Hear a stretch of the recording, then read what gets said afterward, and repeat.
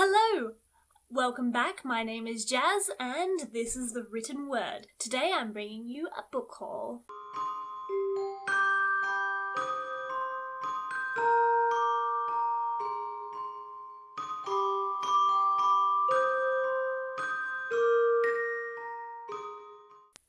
Now, originally my plan was to split this book haul up into two separate ones, books I had bought and books publishers had sent me, but because I decided to do it in video format rather than put it on my blog, which I will link down below, I thought it would be short enough to just put it all into the one video. Without further ado, let's get into the books that I bought.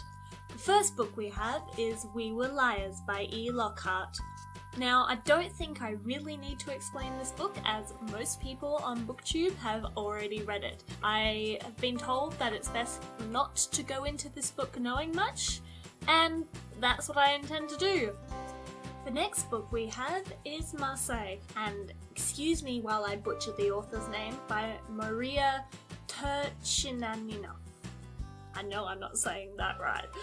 This book is about, I believe, a world where girls and women are not allowed to learn and they're treated very badly, and the main character, Marseille, gone to the Red Abbey to seek refuge, a safe haven for women that's supposed to be kept secret from men. And then another girl, Jay, arrives and men follow suit, cruel ones who will stop at nothing to be able to find her. I don't know much about this book, but it sounds pretty good. It doesn't seem to be a love interest in this book, which is always very exciting to me. I do like my romance, but it's nice when authors can pull off a story without a romance, so I'm excited to get into this one. The next book we have is Just Like Fate by Kat Patrick and Susan Young. This book is about a girl called Caroline, and she's left with a decision to either be by her grandmother's bedside on her dying day or to go to a party and live her life. Now, this book follows both the alternatives of that storyline. She must make a choice and she only gets one happy ending, and I believe this book is about us going through and seeing how each choice would have affected her life.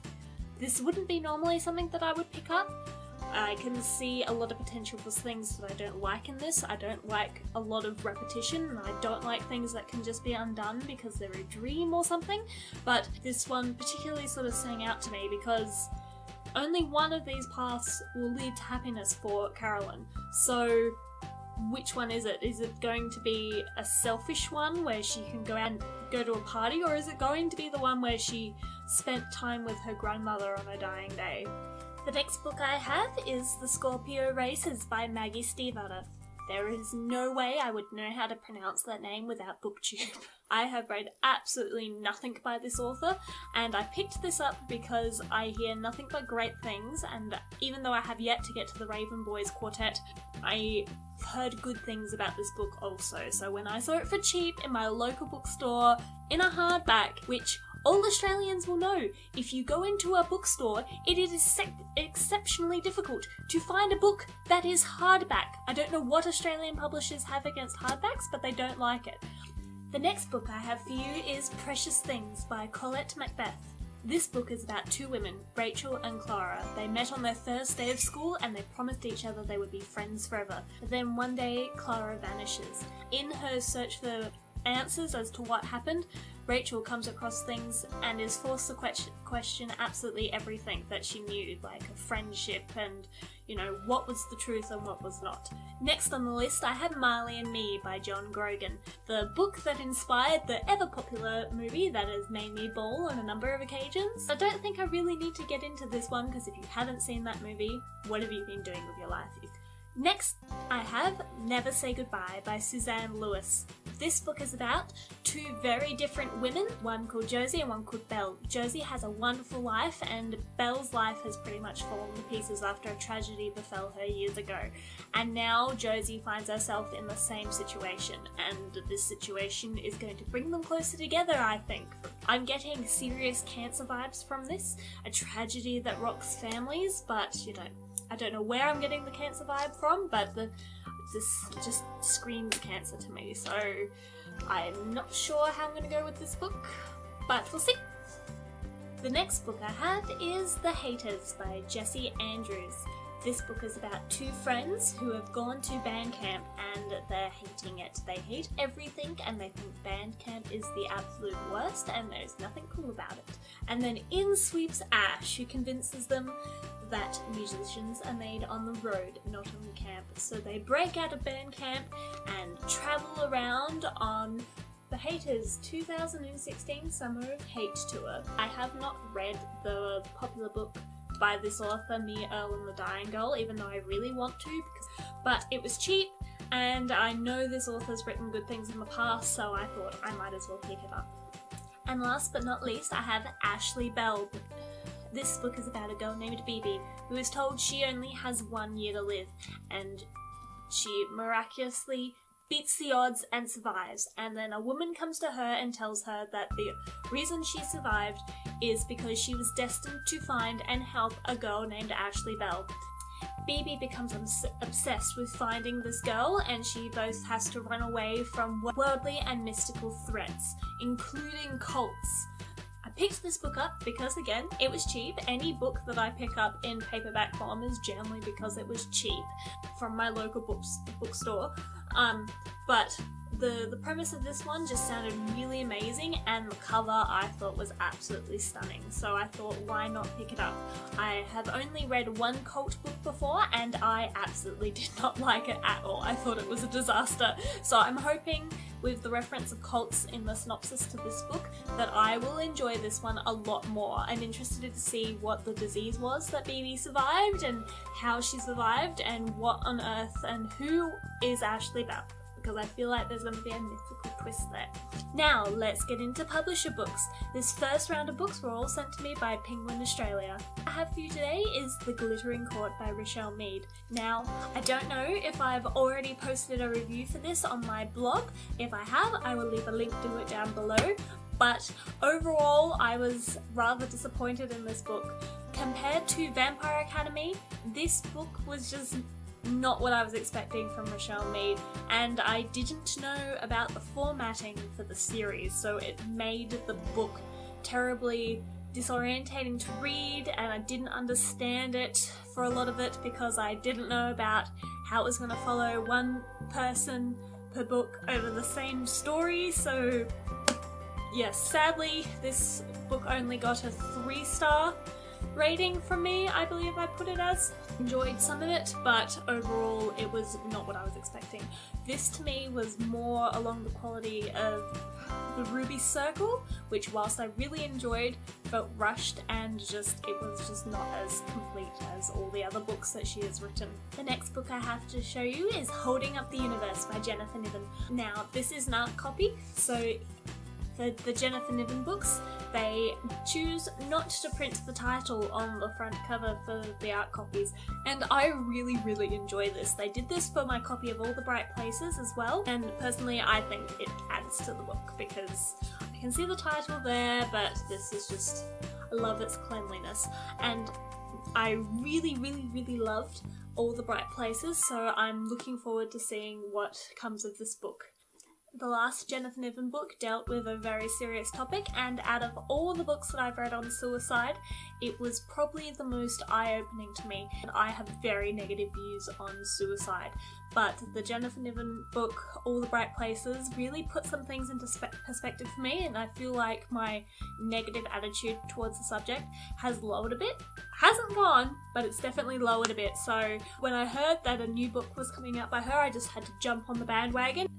This book is about a girl called Libby and a boy called Jack. Libby is a girl who has learnt to look past her weight to see who she really is, and after the death of her mother just wants to be able to fit in and have a fun time in high school and just be a generally confident person. Whereas Jack, he is the king of high school. He has all the swagger, he's very popular, but he has a condition that makes him unable to recognise faces, and he's gone through school being able to trick people into thinking that he knows who he really is. And then they are both drawn together by a cruel high school game that they become ensnared with, and at first they're both exceptionally grumpy, but then they get to know each other and slowly their worlds change because of one another. I really want to pick this up soon, but because it doesn't come out until October, I will probably put this off until next month because there are priorities in my list of things that need to be read.